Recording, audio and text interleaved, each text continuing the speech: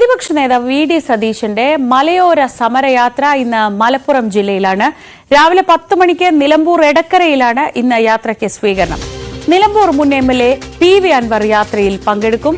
തന്നെ ഔദ്യോഗികമായി ക്ഷണിച്ച സാഹചര്യത്തിൽ യാത്രയുടെ ഭാഗമാകുമെന്ന് പി.വി. അൻവർ വ്യക്തമാക്കിയിരുന്നു.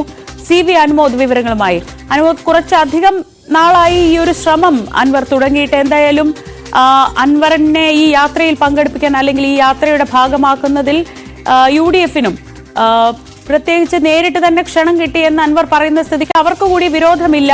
അങ്ങനെ ആ ഒരു സഹകരണം യാഥാർത്ഥ്യമാവുകയാണോ?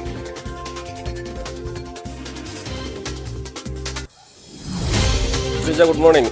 പി.വി. അൻവർ ആദ്യമായിട്ടാണ് ഔദ്യോഗികമായിട്ട് UDF-ന്റെ ഒരു പ്രതിഷേധ അല്ലെങ്കിൽ പ്രക്ഷോഭ പരിപാടിയുടെ ഭാഗമാകുന്നത്.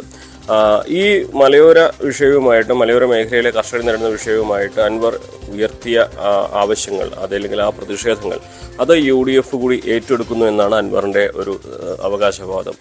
അവിടെ വി.ഡി. സതീശൻ നിലമ്പൂരിലെത്തുമ്പോൾ നിലമ്പൂരിലെ മുൻ MLA കൂടിയായ പി.വി. അൻവർ അതിന്റെ ഭാഗമാവുന്നത് അൻവറിനെ സംബന്ധിച്ച് രാഷ്ട്രീയമായിട്ടുള്ള ഇനിയുള്ള നീക്കങ്ങളുടെ ഒരു തുടക്കം മാത്രമാണ്.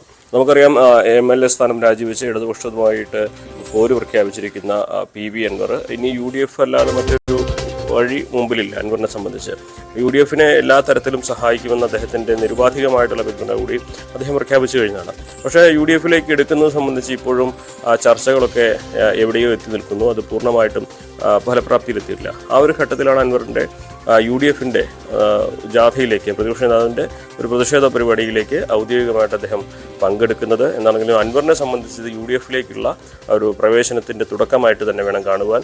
UDF-നാകട്ടെ അൻവറുമായിട്ടുള്ള ഒരു അകലം കുറയ്ക്കുന്നതിന്, അൻവറിനെ UDF-ലേക്ക് അടുപ്പിക്കുന്നതിന് ഇത്തരത്തിലുള്ള പരിപാടികൾ സഹായകം. ഇന്നലെയും മുസ്ലിം ലീഗിന്റെ ഈ പ്രളയ ദുരിത സഹായ വീടുകൾ നിർമ്മാണത്തിന്റെ ഉദ്ഘാടനത്തിന് താക്കോല് കൈമാറ്റ ചടങ്ങിൽ അൻവർ പങ്കെടുത്തിരുന്നു. അങ്ങനെ അൻവർ പതിയെ UDF-ന്റെ പരിപാടികളിൽ സജീവമാകുന്നു, UDF-ന്റെ വേദികളിൽ സജീവമാകുന്നു. അങ്ങനെ അല്പമാസങ്ങൾക്കുള്ളിൽ, ഏതാനും വൈകാതെ അദ്ദേഹം UDF-ന്റെ ഭാഗമാകുമെന്ന ഒരു ഔദ്യോഗിക പ്രഖ്യാപനം കൂടി വരും എന്ന പ്രതീക്ഷയാണ് അൻവറിനൊപ്പമുള്ളവർക്ക്. അൻവറിനാകട്ടെ UDF-ന്റെ പരിപാടിയിൽ ആദ്യമായിട്ട് ഔദ്യോഗികമായിട്ട് പങ്കെടുക്കുന്നു. ഇതൊരു UDF-ലേക്കുള്ള ഒരു ചവിട്ടുപടിയായിട്ട് അദ്ദേഹം കാണുകയും ചെയ്യുന്നുണ്ട്.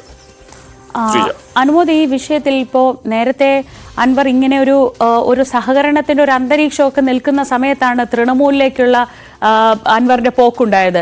UDF അൻവറുമായി സഹകരിക്കണമെന്ന ചർച്ചകളൊക്കെ നിലനിൽക്കുന്ന സമയത്ത്, അപ്പോൾ ഈ അൻവറുമായിട്ടുള്ള സഹകരണത്തിൽ UDF-നകത്ത്, പ്രത്യേകിച്ച് കോൺഗ്രസിനകത്ത് തന്നെ വിരുദ്ധ അഭിപ്രായങ്ങളൊക്കെ ഉണ്ടല്ലോ.